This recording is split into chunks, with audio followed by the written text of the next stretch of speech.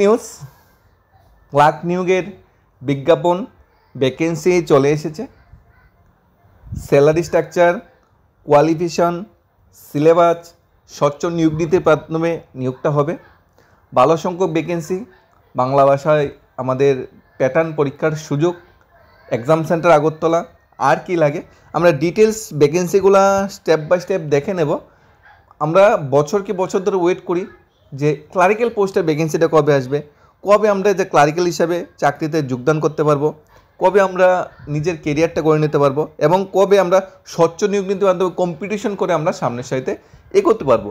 এই হলো একটা সুবর্ণ সুযোগ। আমরা যে ক্লারিক্যাল ভ্যাকেন্সিটা এসেছে সেটা ডিটেলস এ জেড দেখে নেব যে কী কী কোয়ালিফিকেশন স্ট্রাকচার চাওয়া হয়েছে। আমরা আগেই বলছি বাংলা ভাষা আছে, আগরতলায় পরীক্ষা, ত্রিপুরার জন্য ভালো সংখ্যক সিট আছে এবং ভ্যাকেন্সিটা বেরিয়েছে প্রতিষ্ঠিত সরকারি দপ্তর বা ব্যাংক থেকে। ক্লারিক্যাল স্টাফ অর্থাৎ customer service associate, regular pay স্কেলের চাকরি, একদম চাকরি প্রথম দিন থেকে রেগুলার, সমস্ত যে সুযোগ সুবিধা আছে যে সরকারি কর্মচারী তার পুরোটি দেওয়া হবে।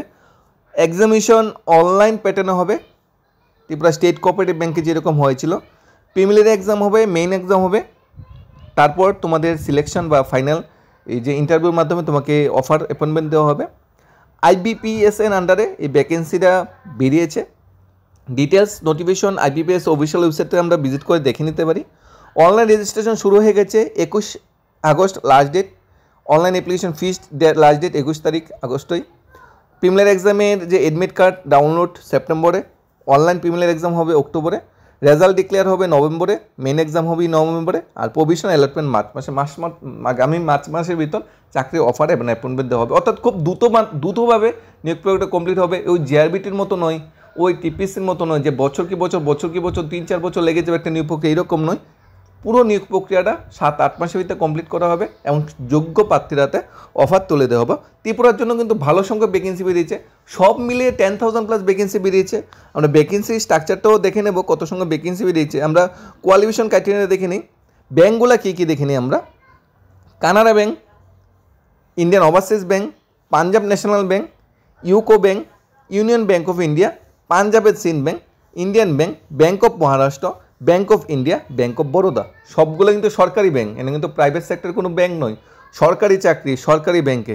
স্কেল অফ পে দেখো, রেগুলার পে স্কেলে দেওয়া হয়েছে 24,050 থেকে 1,340 3, 28,070 থেকে 1,650 3, 33,020 থেকে, এটা একটা স্কেল স্ট্রাকচার। ম্যাক্সিমাম যেটা 64,480 টাকা।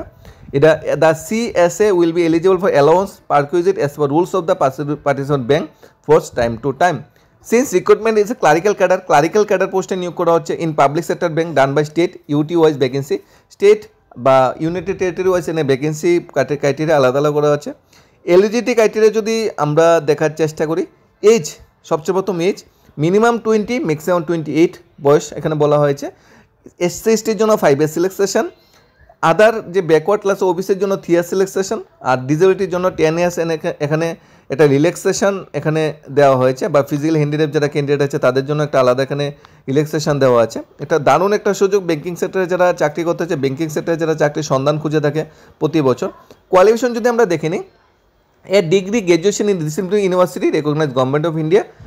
একটা যে কোনো সরকারি বা বেসরকারি যে কোনো বিশ্ববিদ্যালয় বা কলেজ থেকে, মহাবিদ্যালয় থেকে গ্র্যাজুয়েশন পাস আউট হতে হবে।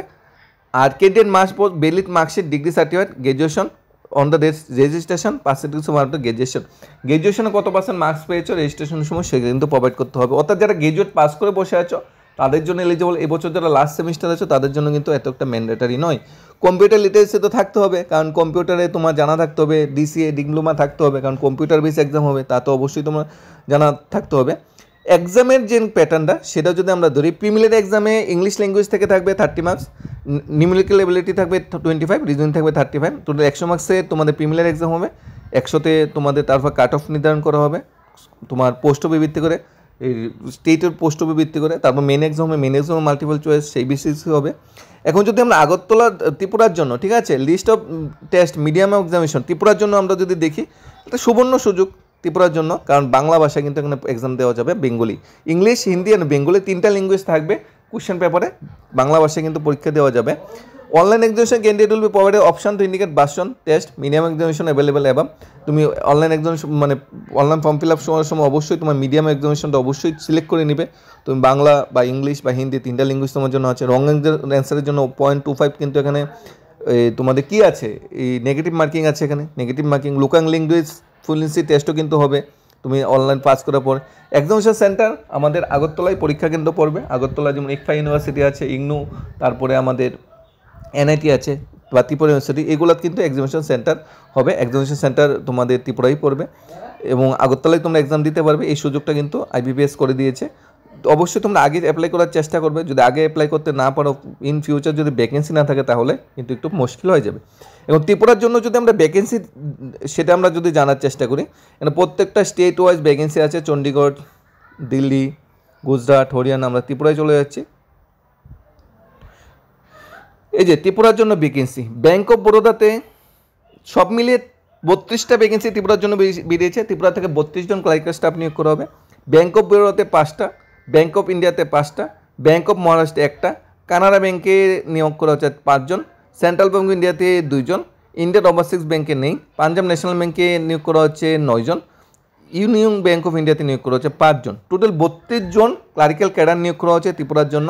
এসসির জন্য 2টা, এসটির জন্য 7টা, ওবিসির জন্য তোমাদের নেই একটাও, ইডাব্লিউএস যারা আছে তাদের জন্য 1টা, ইউআর ক্যাটাগরি ক্যান্ডিডেটের জন্য 22টা।